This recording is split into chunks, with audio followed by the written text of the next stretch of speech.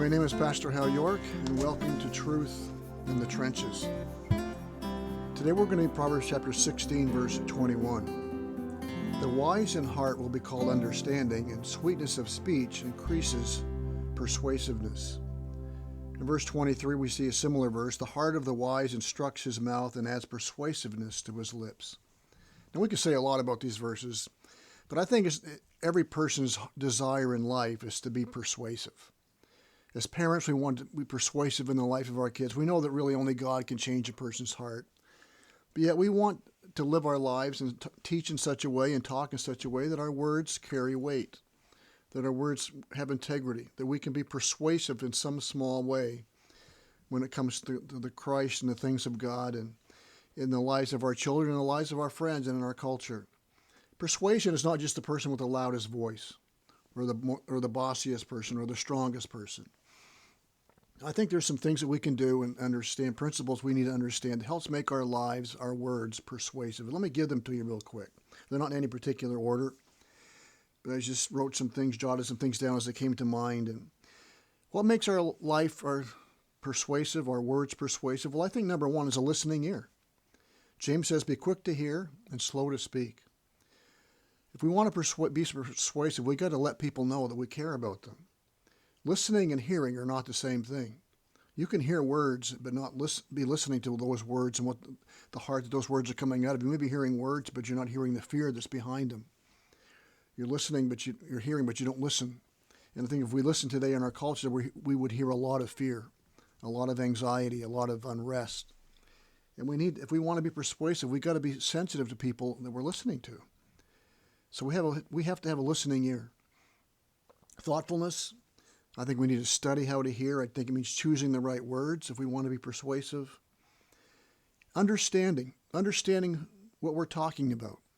If we want to talk to our kids about the scriptures or about life in general, about a particular subject, about truth, we need to understand it.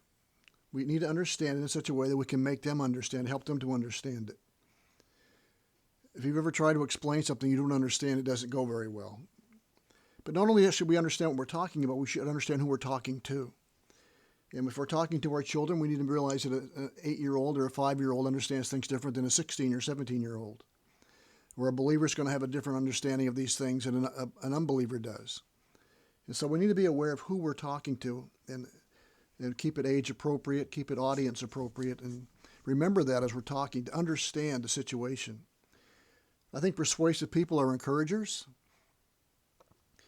I think persuasive people, as Paul said, ask the Lord to help their speech be seasoned with grace. I think we need to be kindness. I think we need to believe the truth that we're teaching. We need to be enthusiastic about the kind of life, the kind of things that we're talking about. Does our life, does our attitude, do our words give testimony to the fact that we really believe these things? We are excited about these things.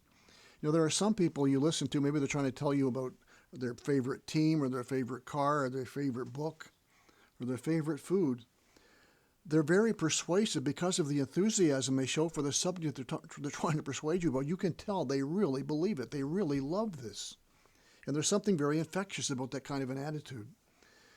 And we need to be persuasive. If we want to be persuasive, we've got to be excited and believe what we're talking about. And we're trying to teach them. Timing is important, obviously. Choosing the right time. Maybe this isn't the right time. Maybe there's something else that needs to be talked about. Sometimes you can talk to people and maybe you can tell they're upset and what you're going to say may upset them even more. This may not be the time to do that. And so you care and you're kind and you're gracious and you say maybe this isn't the right time to do that, to tell them what you needed to tell them. But if we want to be persuasive, we got to be sensitive to timing. Another thing I think is important is simplicity. Simplicity. I think sometimes we have a very hard time boiling things down so that they're understandable, especially as Christians. We can be all over the map. We can be from Genesis to Revelation. We're in Leviticus. We're in 1 John. Then we're all over the map, and we're trying to people listening to it with their eyes glazed over, and they haven't got the slightest idea what we're talking about. If we want to be persuasive people, I think are people who understand the importance of one thing. One thing, David said, that I will seek after. One thing I desire, and that will I seek after, to dwell in the house of the Lord all the days of my life. Paul said, one thing I do. And so there's a certain one simplicity about that kind of thing. And sometimes when we're sitting down to talk to our kids, we need to there needs to be a simplicity about it. Be careful. Can you write out what you want to get accomplished in this conversation? What's the one thing you want to accomplish? And keep it simple. And that goes a long way to backing up and making our words persuasive. Listening, thoughtfulness, understanding, encouragement, speech seasoned with grace, being kind, timing, right words, simplicity, believing what we're teaching, and going along hand in hand with believing what we are teaching is this. Does our life back up what we're saying with our lips? If it doesn't, our words will mean practically nothing to others, and most importantly to our kids. If we're trying to convince them about the importance of the Christian life, of trying to show them the importance of living for Christ and coming to know Christ as their Savior, the importance of the church in their life, but yet we seldom go to church. They seldom see us reading our Bible or praying. They seldom ever see us serving in the church or getting involved in anything in the church. But yet we're trying to convince them that the church is important with our words, but our life says just the opposite. It's not going to happen. Do you want to be persuasive in your testimony to your neighbor?